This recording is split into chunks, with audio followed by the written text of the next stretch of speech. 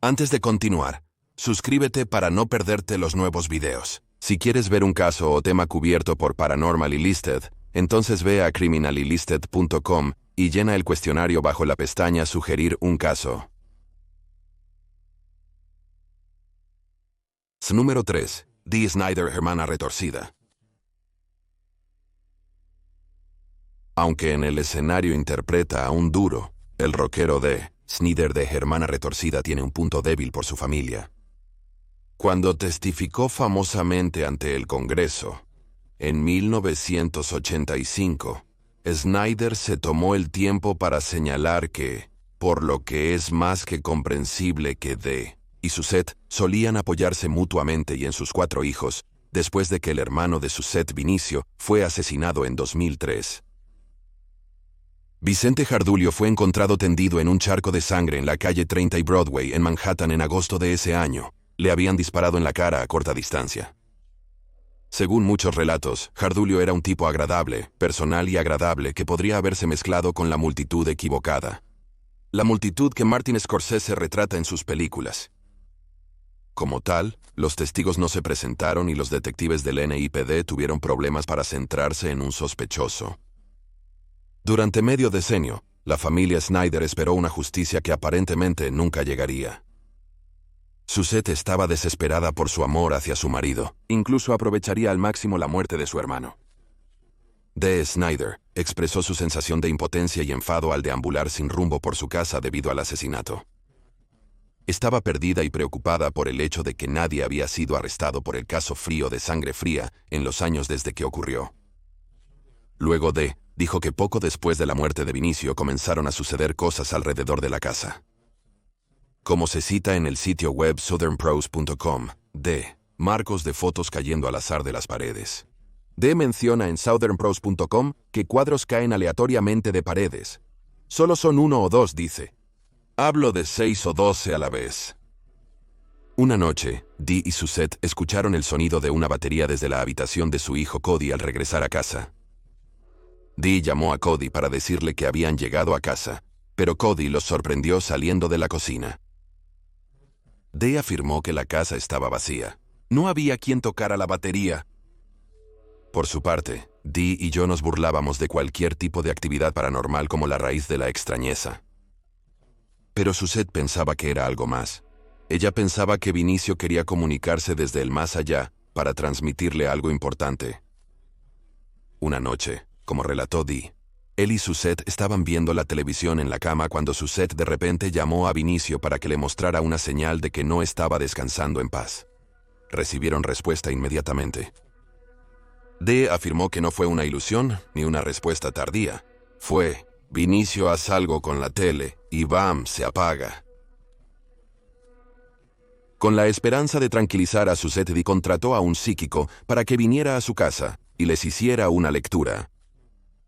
El escepticismo académico de Dee Snider estaba en alto, mientras el psíquico cerraba los ojos y garabateaba unas palabras en un pedazo de papel. Todo saldrá en el lavado, es todo lo que el psíquico dijo que Vinicio le había dicho. Pero en lugar de averiguarlo, dijo, Suzette estaba indignada. ¿Qué tipo de mensaje era ese? ¿Dónde estaba la ira e injusticia que Vinicio debía sentir? Todo saldrá en el lavado. ¿Qué significaba eso incluso? En 2008, cerca del 5º aniversario del asesinato de su hermano, Suzette Snider recibió su respuesta. El 4 de septiembre de 2008, un dueño de gimnasio de Nueva York, llamado Christian Tarantino, fue arrestado por el asesinato no solo de Vicente Targulio, sino también de otros 2 hombres 14 años antes. La coincidencia de ADN vinculó a Tarantino con el crimen de 1994 a través de una máscara no lavada supuestamente usada en la escena. Pero la prueba definitiva, según el FBI, fue una grabación secreta que Vinicio había hecho de Tarantino, confesando los asesinatos anteriores. Sin embargo, cuando Vinicio intentó chantajear a Tarantino con la grabación, Tarantino puso un contrato sobre la vida de Vinicio. Pero la grabación secreta de Vinicio estaba allí, y luego fue chantajeada anónimamente al FBI. En 2013, Christian Tarantino fue condenado a 3 cadenas perpetuas consecutivas en prisión por los 3 asesinatos, y según Dee Snider, Vinicio finalmente pudo descansar en paz. Todos en mi familia lo vimos. Estábamos en casa viendo TV cuando escuchamos a alguien caminando por el pasillo, afirmó Dee. Observamos a un hombre de cabello oscuro. Corro hacia el pasillo, y no hay nadie allí.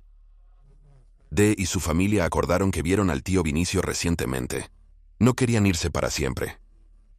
Fue la última experiencia paranormal que Dee Snider tuvo con respecto a su cuñado, pero lo convirtió en un creyente. Me percato de mi ridículo cinismo. Ahora lo veo por lo que es. Prueba de un mundo más allá de lo que conocemos. Número 2. Brad Miguel Veneno. En un frío y sombrío enero de 1994, Brad C. Shack, de 90 años, se encontraba en una encrucijada mientras se sentaba en el sofá del húmedo sótano de su amigo. Un día antes, Brad había observado cómo su familia enterraba a su abuela paterna, María Hazel. Mary no solo fue una abuela consentida, sino la heroína de Brad. A Brad le diagnosticaron diabetes tipo 1 a los 6 años. Aunque aterrado por la perspectiva de tener que inyectarse insulina diariamente por el resto de su vida, Brett podía recurrir a su abuela, ella misma diabética, quien enseñaría a Brett no solo a vivir con el diagnóstico, sino a prosperar a pesar de él. El súbito deceso de María había desconcertado a Brett. En el funeral, lloré tanto que no pude entrar a la sala, recordó. Además, los ambiciosos planes de Brett para ser estrella de rock quedaron estancados. Se encontró constantemente sin dinero y luchando para llegar a fin de mes. Mientras estaba sentado en el sofá enmohecido, Brett se preguntaba si era la muerte no solo de su abuela, sino también de sus sueños de rock and roll. ¿Debía simplemente rendirse? ¿Debe quedarse en su pequeño pueblo para siempre, tocando en bodas y billares con su banda de secundaria, París? Como Brett relató en Historias de Fantasmas de Celebridades en 2011, sucedió inesperadamente. Una bola de energía flotó sin explicación alguna. La habitación chisporroteaba y brillaba, dijo mientras flotaba por el sótano hacia él. Pero la primera respuesta de Brett no fue ver esta esfera brillante como una señal de su difunta abuela. En cambio, su primera reacción fue salir del sótano. Fue una locura y me asustó muchísimo, dijo él. Más tarde, sentado en su coche helado, no encendió la calefacción para no desperdiciar gasolina. Fue ese el momento en que Brett comprendió que lo que vivió pudo ser la señal que esperaba. Brett asistió esa noche al concierto de su banda en el centro comunitario de Fishing Creek. Tras el show, dijo a los otros 3 que había acabado. Se iba a Los Ángeles, California para seguir su sueño, y ellos podían acompañarlo, o considerar esto el fin de París. A pesar de que 2 miembros de la banda no asistieron, Ricardo Ream, el baterista de Brett, decidió ir. 6 horas después, se marcharon en una vieja ambulancia con $800 en billetes arrugados, dijo. En Los Ángeles, Brett Shishak se convirtió en Bret Michaels, Ricardo Ream en Ricky Cohete, y su banda París pasó a ser Veneno. Dentro de un año de llegar a California, Bret Michaels estaba desfilando su talento en escenarios a lo largo y ancho del famoso Sunset Strip de Hollywood. Siguió un contrato discográfico, llevando al éxito de Háblame Sucio y finalmente a la inmortalidad en MTV. Todo esto en menos de 2 años tras esa rara experiencia en el sofá del sótano de su amigo. A principios de los años 90, Brett estaba de pie en el balcón de su casa de playa en Malibú. La vista de $1 millón esa tarde incluía un atardecer particularmente hermoso sobre el Océano Pacífico. Mientras veía el sol ponerse con su novia modelo a su lado, Brett se maravillaba de lo lejos que había llegado desde Mechanicsburg. Probablemente se preguntaba qué pensaría su abuela de todo esto, si hubiera estado aquí. La novia de Brett bajó a la casa mientras Brett observaba el último atardecer. Apoyado en la barandilla, bañado por la luz naranja del sol, sintió un par de brazos que lo envolvían desde atrás. Dijo más tarde que fue una sensación cálida, casi amigable. Pensando que era su novia, Brett se dio la vuelta, solo para encontrarse cara a cara con su abuela. En un parpadeo ella se fue. Brett continuó diciendo que creía firmemente que su abuela había regresado, para decirle lo orgullosa que estaba de su nieto, y para decirle que ella era su ángel guardián. Dijo Bret Michaels quizás, solo quizás, Lo que me atormentaba y me asustaba en ese sótano es también lo que me motivó a lo largo de mi vida. 1. Vince Neil Motley Crue. En 1969, en un artículo de la revista Life sobre la naciente contracultura, el escritor Eduardo Kern acuñó la frase sexo, drogas y rock and roll. El término se volvió un himno para las estrellas de rock, especialmente para Vince Neil, líder de Motley Crue. En 1984, en el pico de éxito de su banda, Neil participó en un accidente de auto fatal que mató al rockero Russell Dingley de Hanoi Rocks. Neil se alejó del accidente, o quizás se tambaleó. Su policía en ese momento dijo, Neil estaba conduciendo, muy borracho. A pesar de su leve condena por la muerte de Dingley, Neil no consideró el accidente como un llamado a corregirse. Tras el accidente, Neil admitió que su abuso de drogas y alcohol solo se intensificó. Junto con esos modos hedonistas llegó la oscuridad, una pesadez que siempre parecía seguirlo.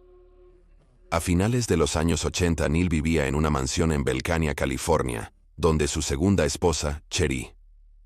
El único problema era que la casa estaba embrujada, escribió Neil en su autobiografía de 2010 Tatuajes y Tequila. Además de sucesos espeluznantes comunes como ruidos raros y el perro ladrando, Neil cuenta una historia que aterrorizó tanto a él como a Cherise. Una noche, Cherise escuchó a un bebé llorando en la esquina, lo cual era raro ya que no tenían hijos, escribió Neil. Los dos hijos de las relaciones previas de Neil eran niños en ese momento. Y no vivían en la casa con él. Cherise estaba aterrada al oír al bebé llorar, sin querer mirar hacia la esquina de donde venía el sonido. Según Neil, sintió una mano que giraba su rostro hacia el sonido del bebé, realmente girando su cara físicamente. Vicente Cherise se mudó de la mansión poco después y se estableció en Malibú. Para 1990, Neil estaba en la cima del mundo. Acababa de regresar de una gira mundial récord de Dr. Feelgood con Tommy Lee y compañía. Se sentía tan realizado, tanto financieramente como creativamente, que él y Cherise decidieron formar una familia. Su hija, Skylar Neil, nació el 26 de marzo de 1991. Y aunque Neil estaba decidido a ser un mejor padre de lo que había sido para sus dos hijos mayores, solo terminó redoblando su estilo de vida de sexo, drogas y rock and roll. Su consumo de alcohol y drogas se intensificó. Hubo aventuras con varias modelos, peleas en bares de Malibú y largos periodos en los que simplemente no volvía a casa con su esposa e hija. Como era de esperar, pronto se divorció de Cherise. Un juez concedió a Neil visitas a su hija de 3 años, Skylar, en su habitación de hotel, y la pesadez continuó. Este septiembre, el lanzamiento del álbum Nevermind de Nirvana en 1991 marcó el fin de las bandas de metal con cabello de los 80. Comenzó la era grunge. Motley Crue se separó y un año después, Neil y sus colegas enfrentaron demandas extensas, uno contra el otro. Entonces, los planes de Neil para un álbum solista no progresaban como esperaba. Un nuevo disco vendió menos de 100,000 copias. El hijo de un ejecutivo de discos sufrió una sobredosis en el baño de Neil. Warner Brothers liberó a Neil de su grabación. Y luego Cherise llamó a Neil para darle aún más malas noticias. Las peores noticias. Ella dijo que Skylar está en el hospital. Mientras el agente Cherise miraba la cama de hospital de Skylar, estaban convencidos de que era la gripe o su apéndice. Pero los médicos revelaron que la niña de 4 años tenía un tumor masivo en su abdomen y estalló, enviando cáncer a través de su pequeño cuerpo. 6 operaciones no lograron salvarla. Neil escribe que el dolor y sufrimiento eran insoportables. Parecía que Dios me castigaba. Sé que he errado en mi vida, pero ¿por qué se llevaron a mi pequeña? ¿Qué le había hecho ella a alguien? Tras la muerte de Skylar, Neil entró en un declive. Mi consumo de alcohol se agravó, escribe. Además, tenía cualquier tipo de pastillas que podía conseguir. Vince Neil estaba en un tren oscuro, y la próxima parada, admite, era el olvido. A pesar de múltiples intentos y visitas a varios centros de rehabilitación, simplemente no tenía el corazón para ello. Quería morir, escribe. Sentí que Skylar me estaba esperando, y el único lugar al que quería ir era a ella. Una noche, cerca de 2 años tras la muerte de su hija, Neil sintió una presencia en su habitación mientras estaba desmayado en la cama. Algo tiró de sus cobijas, y él se sentó de golpe a pesar de su lamentable estado. Aunque aterrado por lo que había sucedido, Neil dijo que supo inmediatamente que era Skylar. Dijo después que no sabía qué pasaba, pero era ella. Durante las siguientes 2 semanas, Neil sintió la presencia de Skylar con él todos los días, y su compañía le ayudó a enderezar su vida. Parecía que otra temporada en rehabilitación surtía efecto. A finales de los años 90, Motley Crue se reunió, y Vince se casó con su tercera esposa, Heidi Mark. Y Neil fundó una organización de caridad, la Fundación Dr. Neil, que ha obtenido millones para la investigación del cáncer y equipa hospitales con juguetes y televisores para niños en tratamiento. Aunque Neil admite que todavía lucha con la adicción al alcohol, ya no está en ese camino empeñado hacia la obliteración. Es algo gracioso, escribe, que se necesita la muerte de alguien cercano a ti, o algún otro tipo de tragedia, para que aprecies lo que tienes en la vida. Una vida, dice, no es un espíritu que se ayudó a salvar.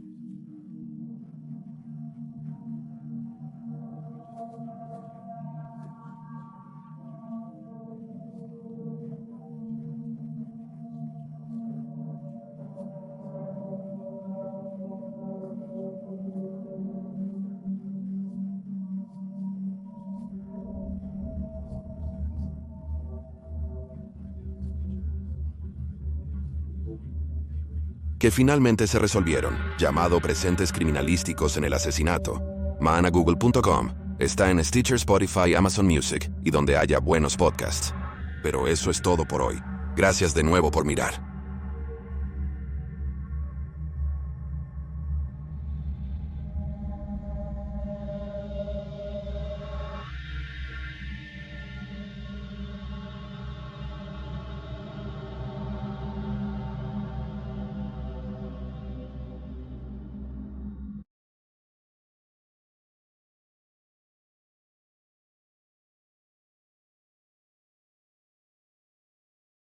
Gracias.